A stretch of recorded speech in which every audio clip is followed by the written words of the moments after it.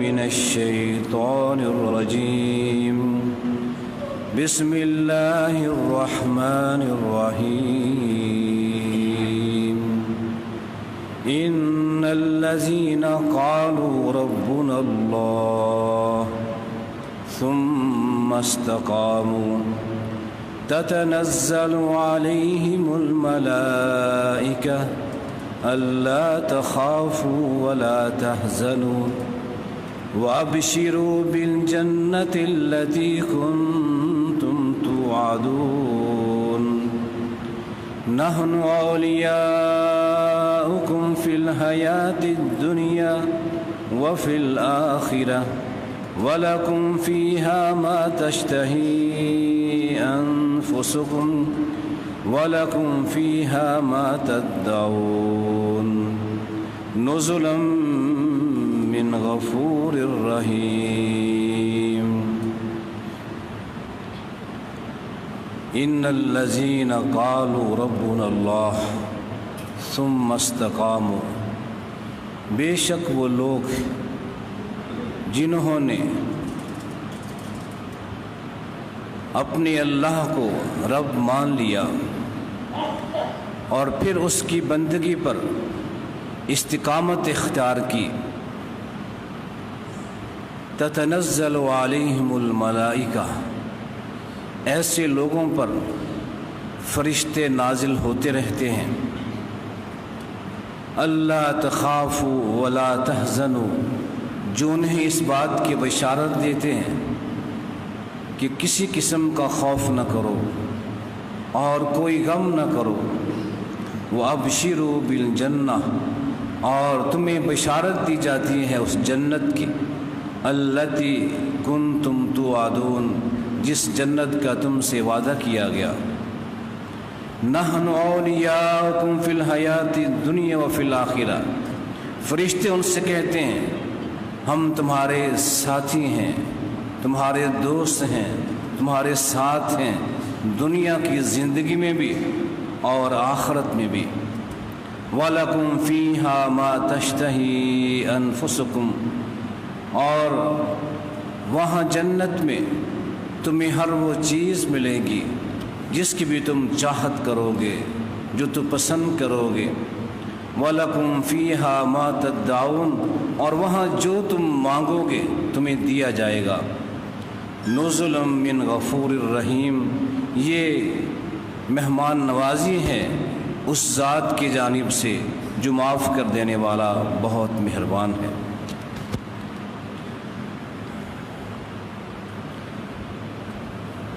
ماہ مقدس رمضان المبارک میں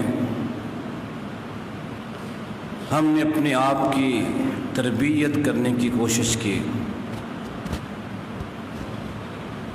بہت سے نیک اعمال کا خود کو عادی بنانا چاہا اور بہت سے گناہوں کو چھوڑنے کی عادت ڈالی یہی وہ تربیت ہے یہی وہ تزکیہ نفس ہے جو رب ذوالجلال کو ایک مومن سے مطلوب ہے کہ اپنے نفس کو اپنی خواہشات کو اپنی چاہتوں کو کنٹرول کرو اور اپنی ساری چاہتیں ایک اللہ کی چاہت کے تابع کر دو اور وہ کام جو اللہ کو ناپسند ہیں ہر اس کام کو چھوڑ دو ہم نے اس ماہ مقدس میں اپنے آپ کی تربیت کرنے کی کوشش کی اور اس تربیت میں ہم کس حد تک کامیاب ہوئے ہیں یہ رمضان کے بعد کی زندگی اس بات کی شہادت دے گی کہ ہم اس تربیت میں کس حد تک کامیاب ہوئے ہیں ایک تو ہم نے اس ماہ مقدس میں اعمال صالحہ کا نیک اعمال کا عادی بننے کی کوشش کی ہے نماز کو جماعت کے ساتھ وقت پہ پڑھنا ذکر و اذکار کرنا تلاوت قرآن کرنی صدقات و خیرات کرنے لوگوں کے ساتھ ہمدردی کرنی یہ بہت سے نیک اعمال ہیں جن کی ہم نے خود کو عادی بنانے کی کوشش کی ہے اور ماہ رمضان کے بعد پھر انہی معمولات کو، انہی اعمال صالحہ پر استقامت، ان پر دوام، یہ ہم سے مطلوب ہے۔ اگر ہم ان اعمال صالحہ پر دوام کریں گے، ان کو قائم رکھیں گے، تو اس کا معنی یہ ہے کہ ہم ماہ مقدس میں اپنی تربیت کرنے میں کامیاب رہے ہیں۔ لیکن اعمال صالحہ کے ساتھ ساتھ ایک اور چیز جس کی ہم نے تربیت لینے کی کوشش کی ہے، وہ ہے گناہوں کو چھوڑ دینا۔ ہم اس ماہ مقدس میں وہ کام جو اللہ کو ناپسند ہے اسے چھوڑنے کی، اسے ترک کرنے کی خود کو عادت ڈالی۔ یہ ترک معصیت بھی رمضان کے بعد بھی ہمارے اندر موجود رہنا چاہیے۔ 3 چیزیں ہیں جو انسان کی بربادی کا، انسان کی تباہی کا اور گمراہی کا عام طور پر سبب بنتی ہے۔ ایک زبان کا غلط استعمال۔ زبان کا غلط استعمال انسان کو اللہ سے بہت دور کر دیتا ہے، جہنم کے قریب کر دیتا ہے۔ اور زبان کا غلط استعمال یہ انسان کو لوگوں سے دور کر دیتا ہے۔ لوگ ایسے انسان کو پسند نہیں کرتے ہیں جن کی زبان اچھی نہیں ہوتی۔ اور دوسری چیز ہے جنسی خواہشات کی تکمیل۔ جنسی خواہشات کی تکمیل کی وجہ سے بھی انسان بعض اوقات گناہوں کی آلودگی میں پڑ جاتا ہے۔ اور تیسری چیز ہے اپنے پیٹ کو ہر چیز سے برنا، وہ حلال ہو یا حرام ہو۔ یہ 3 چیزیں، ایک پیٹ کی بھوک، ایک جنسی بھوک اور ایک زبان کا غلط استعمال، یہ 3 چیزیں ایسی ہیں جو انسان کو بربادی اور تباہی کی جانب لے جاتی ہیں۔ اور ہم نے ماہ مقدس میں یہ تربیت حاصل کی، یہ کوشش کی کہ ہم ان 3 چیزوں پہ کنٹرول کریں، اپنی زبان پہ کنٹرول کرنا سیکھیں، اپنی جنسی تسکین، جنسی خواہشات پہ کنٹرول کرنا سیکھیں، اور اپنے پیٹ میں وہی لقمہ لے کے جائیں جو اللہ چاہتا ہے، جس کے اللہ اجازت دیتا ہے۔ اب یہی 3 چیزیں اگر ہم ماہ رمضان کے بعد بھی اس کو چھوڑتے رہیں، ان چیزوں کا اہتمام کریں، اپنے آپ پہ کنٹرول کریں، تو ہم تربیت میں کامیاب ہیں۔ ہمیں روزے نے یہ تربیت دی کہ روزے کی حالت میں اگر کوئی شخص تمہیں گالی دے تو اسے گالی کا جواب گالی کے ساتھ نہیں دینا ہے۔ اسے کہہ دیں میرا روزہ ہے، میں تمہاری بدزبانی کا، تمہاری گالیوں کا جواب اس بے خودگی سے نہیں دے سکتا۔ یہ تربیت تھی ہم نے حاصل کی۔ کوئی گالی دے تو گالی کا جواب نہیں دینا، لیکن کیا رمضان کے بعد ہم اپنی بات کا آغاز ہی گالی کے ساتھ کریں؟ کوئی گالی دے یا نہ دے، لیکن ہم اپنی گفتگو کا آغاز ہی گالی کے ساتھ کریں تو یہ کہاں یہ درست ہوگا؟ زبان پہ کنٹرول کی تربیت ہم نے حاصل کی تھی۔ زبان سے کوئی ایسی بات نہ نکالیے جو اللہ کو ناراض کرنے والی ہو یا اللہ کے بندوں کا دل دکھانے والی ہو، انہیں اذیت دینے والی ہو۔ زبان پہ کنٹرول اسے قائم رکھیے، زبان سے کوئی بات ایسی نہ نکالیے جو کسی کو اذیت ہو۔ حدیث میں آتا ہے کہ جب کوئی شخص کسی سے لڑتا ہے، گالیاں دے رہا ہے، لیکن دوسرا شخص خاموش ہے، اس کی گالی کا جواب کچھ نہیں دے رہا، خاموشی اختیار کر رہا ہے، تو خالق کائنات کی جانب سے ایک فرشتہ وہاں موجود ہوتا ہے جو گالی دینے والے کی گالی کا جواب دیتا ہے۔ جو بد دعا وہ کرتا ہے، اس کی بد دعا کے جواب میں فرشتہ اسے بد دعائیں دیتا ہے۔ اس انسان کا وکیل بن کے فرشتے اس کی جانب سے جواب دیتے ہیں گالیوں کا، لیکن جب وہ گالیاں سننے والا صبر نہ کرے، وہ بھی اپنی زبان کھول دے، اپنی زبان گندی کر لے، تو فرشتے وہاں سے ہٹ جاتے ہیں کہ اب تم جانو، تمہارا کام جانے، جب تک تم نے اپنی زبان کی حفاظت کی، تمہاری وکالت ہم نے کی ہے، ہم اسے جواب دیتے رہے، لیکن اگر اب تم نے خود اپنی زبان کھول لی ہے، اب تم جانو اور وہ جانے۔ تو اس لیے انسان اپنے آپ پہ کنٹرول کرے۔ اور ایک حدیث میں آتا ہے کہ جو شخص کسی کو گالیاں نکالتا ہے، حقیقت میں وہ شخص اپنی نیکیاں اس انسان کو دے رہا ہوتا ہے۔ اس لیے قیامت کے دن گالیاں سننے والا رب کے حضور میں یہ مقدمہ دائر کرے گا کہ قد شتمنی ھذا، کہ اے اللہ اس نے مجھے گالی دی تھی، آج مجھے اس گالی کا بدلہ دلوایا ہے۔ رب کائنات اس گالیاں دینے والے کی نیکیاں اس انسان کو دے دیں گے جسے اس نے گالی نکالی تھی۔ حقیقت میں جو کسی کو گالی نکال رہا ہے، بدزبانی کر رہا ہے، یہ اپنی نیکیاں اس انسان کو دے رہا ہے، اپنی نیکیاں ضائع کر رہا ہے۔ ہم نے ماہ رمضان میں بہت سی نیکیاں کمائی ہیں، اب ان کی حفاظت کیجیے۔ کبھی بھی زبان کے ساتھ کسی کو دکھ نہ دیجیے، زبان کا غلط استعمال نہ کیجیے، ورنہ یہ ساری نیکیاں وہ لے جائیں گے جن کے ساتھ ہم بد زبانی کریں گے۔ امام حسن بصری کا یہ واقعہ ہے کہ انہیں ایک شخص نے بہت گالیاں تھیں۔ امام حسن بصری گالیاں سنتے رہے تو اس کے بعد کچھ کھجوریں اس کو تحفے میں دیں اور کہا کہ میرے پاس اور تو کچھ نہیں ہے، یہ کھجوریں ہیں، تو نے مجھے اتنی نیکیاں دے دی ہیں اپنی، اس کے بدلے میں میرا یہ تحفہ قبول کر لا۔ یہ تھا ہمارے اسلاف کا انداز کہ جو گالیاں دے رہا ہے اسے گالیاں نہیں، یا تو اسے دعا دیجئے یا اسے کو تحفہ دے دیجئے، اسے شرم آ جائے گی، راہ راست پہ آ جائے گا۔ لیکن جب ہم گالی کا جواب گالی سے دیتے ہیں تو مصائب میں پڑ جاتے ہیں۔ ایک شخص اپنا واقعہ خود بیان کرتا ہے کہ میں سواری پہ جا رہا تھا، راستے میں موٹر سائیکل کے ساتھ ایک اور آدمی ٹکرایا، اس کی غلطی تھی، لیکن بجائے غلطی ماننے کی اس نے مجھے گالی دی۔ مجھے غصہ آیا، میں نے ایک ہتھوڑا پکڑا، اس کے سر پہ دے مارا۔ نہ چاہتے ہوئے انسان قتل ہو جاتا ہے، مجھے پکڑ لیا گیا۔ اس جرم کی پاداش مجھے 22 سال تک جیل میں رہنا پڑا۔ میں جہاں بھی گیا، پہلے تھانے میں گیا، مجھے تھانے والوں نے گالیاں تھیں، پھر میں جیل میں گیا، مجھے جیل کے انتظامیہ نے گالیاں دی، میں 22 سال تک گالیاں سنتا رہا۔ اس وجہ سے میں نے ایک گالی برداشت نہیں کی تھی۔ وہ ایک گالی برداشت کر لیتا، اس پہ صبر کرتا تو 22 سال کی یہ قید اور 22 سال تک یہ گالیاں سننا میرے نصیب میں نہ آتا۔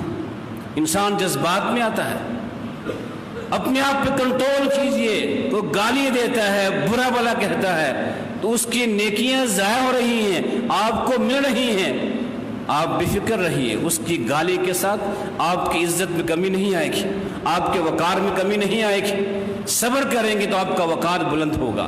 اسے دعا دیجئے، اللہ بھی راضی ہو جائے گا۔ اس لیے سب سے بنیادی چیز زبان کی حفاظت ہے۔ دوسری چیز ہے، ہم نے اس مہینے میں اپنے جنسی جذبات پہ کنٹرول کرنا سیکھا۔ ہمارے پاس حلال وسائل موجود تھے، ہم اپنی جنسی تسکین پوری کر سکتے تھے، لیکن ہم نے اس اللہ کے حکم پہ وہ جائز اور حلال وسائل بھی استعمال نہیں کیے کہ رب کا حکم ہے کہ روزے کی حالت میں تم یہ نہیں کر سکتے۔ جب ہم نے یہ تربیت لے لی ہے کہ رب کے حکم کی وجہ سے حلال وسائل بھی استعمال نہیں کیے تو اب حرام وسائل کیوں استعمال کریں؟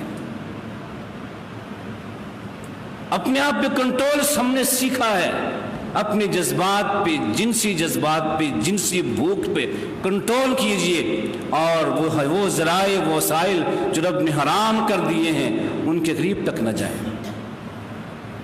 اور تیسری چیز ہے، پیٹ میں حلال اور حرام کا لقمہ بغیر کسی امتیاز کے ہم لے جائیں۔ ہمیں بہت فکر ہوتی ہے اپنی اولاد کی، کچھ اولاد کے لیے بنا جائیں، ہمارے بعد ہماری اولاد بے سہارا نہ ہو، خالی ہاتھ نہ ہو، تو ہم اپنی اولاد کے لیے، اس کے روشن مستقبل کے لیے ہم یہ تمیز چھوڑ دیتے ہیں کہ یہ دولت حلال کی ہے یا حرام کی ہے۔ حرام ذرائع سے بھی ہم پیسے کماتے ہیں اپنی اولاد کے لیے، اپنی آسانی کے لیے، اپنی سہولت کے لیے، جس کے نتیجے میں اولاد سنورتی نہیں ہے بلکہ بگڑ جاتی ہے۔ عباسی خلیفہ منصور جب یہ خلیفہ بنا، لوگ اس کے پاس علماء بھی آ رہے تھے، لوگ بھی آ رہے تھے مبارکباد دینے کے لیے۔ تو ایک عالم دین تھے عبداللہ بن محمد بن قاسم، ان کے پاس آئے تو خلیفہ کہتا ہے کہ آپ مجھے کوئی نصیحت کیجیے۔ تو وہ کہتے ہیں کون سی نصیحت؟ کیا کتابوں کی نصیحت جو میں نے کتابوں میں پڑھی ہے، یا کوئی واقعاتی نصیحت میں نے کسی واقعے کو اپنی آنکھوں سے دیکھا ہے اس سے میں نصیحت تھی؟ کہا نہیں، واقعاتی نصیحت کیجیے۔ تو کہنے لگے کہ میں نے خلیفہ عمر بن عبدالعزیز کو دیکھا، جب وہ فوت ہوئے ان کے 10 بیٹے تھے، اتنا ترکہ نہیں چھوڑا کسی ایک بیٹے کو 1 دینار مل جائے۔ خلیفہ وقت ہیں لیکن ترکے میں 10 دینار بھی نہیں چھوڑے کہ ایک بیٹے کو 1 دینار مل جائے۔ یہ میں نے خود دیکھا ہے۔ اور پھر میں نے یہ دیکھا کہ جب اس کے یہ بیٹے جوان ہوئے، رب نے ان کو اتنا عطا کیا کہ ایک ایک بیٹا ایک ایک وقت میں 100 گھوڑے صدقہ کر رہا تھا۔ رب نے اتنا نواز دیا، اتنا عطا کر دیا، ایک وقت میں 100 گھوڑے اللہ کی راہ میں تقسیم کر رہے ہیں، لیکن وراثت میں کچھ نہیں ملا۔ باپ نے حلال کمائی جمع کی، جتنی بھی تھی اولاد کو ملے، لیکن رب نے اس اولاد کی حفاظت کی، اس کو اتنا عطا کیا کہ وہ لوگوں کو دے رہی ہے۔ اس کے مقابل میں ہشام بن عبد الملک، اسے میں نے دیکھا کہ جب وہ فوت ہوا تو اس نے اتنا ترکہ چھوڑا کہ ایک ایک بیٹے کو 10 لاکھ دینار ملے۔ ایک بیٹے کو 10 لاکھ دینار ملے، میں نے اپنی آنکھوں سے دیکھا ہے۔ اور پھر میں نے یہ بھی دیکھا کہ ہشام کے یہ سارے بیٹے ایک وقت آیا لوگوں سے مانگ رہے تھے، بھیک مانگ رہے تھے۔ جب حرام کمائی باپ چھوڑ کے جائے گا تو یہ نہ سمجھے کہ میری اولاد خوشحال ہو جائے گی، اس کا تحفظ ہو جائے گا، نہیں، یہ ذمہ داری رب کی ہے۔ ہر مخلوق کا رزق رب کے ذمہ ہے، اس نے اپنی مخلوق کو دینا ہے۔ اگر ماں باپ اپنی اولاد کے لیے حلال کمائی کا اہتمام کریں گے، رب تعالیٰ زندگی میں بھی ان کی اولاد کی حفاظت کرے گا، اور ان کے بعد بھی ایسی اولاد کی حفاظت رب کے ذمہ ہے۔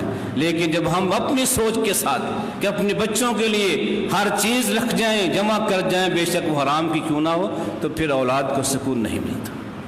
اس لیے ہمیشہ یہ رمضان سے ہم نے سبق سیکھا ہے کہ رب کے کہنے پہ روزے کی حالت میں حلال چیزیں بھی چھوڑ دیے، تو جب اس کے کہنے پہ حلال چیزیں چھوڑ دی ہیں تو ساری زندگی جو اس نے حرام کر دیا ہے اسے کیوں نہیں چھوڑتے؟ یہ تربیت کا حصہ ہے۔ رمضان میں ہم نے گناہوں کو ترک کرنے کی تربیت لی ہے، اس میں کوشش کیجئے اعمال صالحہ پر بھی دوام ہو، جو نیک اعمال کیے ہم نے ان پہ ہمیشگی اختیار کیجئے، اور وہ گناہ جو ہم نے چھوڑے ہیں، اپنے جذبات کی، ہم نے اپنے ضبط نفس کی تربیت لی ہے، اس پر کا ہم خیال کریں کہ رمضان کے بعد بھی وہ گناہ جو ہم نے چھوڑے تھے ان گناہوں کو چھوڑتے رہیں۔ ایسا نہ ہو، کچھ لوگ ایسے بھی ہوں گے جنہوں نے رمضان کے مہینے میں گناہ چھوڑ دیے تھے اس وجہ سے کہ بعد میں کر لیں گے۔ بہت سے ایسے لوگ ہوں گے کہ رمضان میں گناہ نہیں کیے، دل کرتا تھا گناہ کرنے کو، لیکن کہا کہ رمضان میں نہیں کریں گے، یہ ہم بعد میں کر لیں گے۔ تو ہم نے گناہ چھوڑے، اس کو مؤخر کیا ہے، چھوڑا نہیں ہے۔ گناہ چھوڑیے، رب کے لیے گناہ نہیں کرنا ہے، لیکن یہ عزم ہو، نیت ہو کہ رمضان کے بعد ہم گناہ کر لیں گے، تو پھر یہ رب ایسے اعمال قبول نہیں کرتا۔ گناہ چھوڑنا ہے تو چھوڑنا ہے، اسے مؤخر نہیں کرنا کہ چند دن کے لیے، 1 ماہ کے لیے مؤخر کر دیں، بعد میں ہم یہ سارے کام کر لیں گے، نہیں، ایسی چیزیں رب کے ہاں قبول نہیں ہوتی۔ جب گناہ کا عزم موجود ہے کہ میں نے رمضان کے بعد یہ گناہ کرنے ہیں، یہ کوئی توبہ نہیں ہے، استغفار نہیں ہے، اور رب تعالیٰ ایسی چیزیں قبول نہیں کرتے۔ اس لیے یہ عزم کیجئے جو گناہ ہم نے چھوڑ دیے تھے وہ چھوڑ دیے ہیں ہمیشہ کے لیے، رمضان کے بعد بھی ہم گناہ نہیں کریں گے۔ وَإِلَّا